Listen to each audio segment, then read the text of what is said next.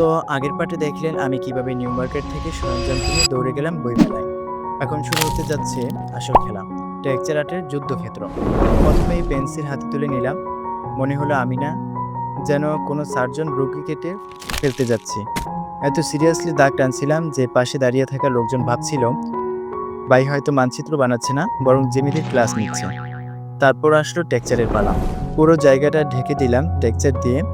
ক্যামেরায় হয়তো ঠিকমতো বোঝা যাচ্ছে না, কিন্তু একবার সামনে দাঁড়িয়ে দেখলে মনে হবে দেয়ালটা কথা বলছে।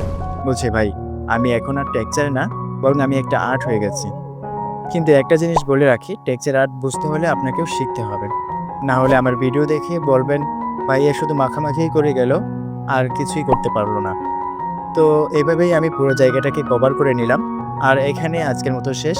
সামনে আসছে রঙের রাজ্য, গম্বুজের ঝলমলে সৌন্দর্য আর আকাশের নাটকীয়তা। দেখা হবে পরের পার্টে ইনশাল্লাহ।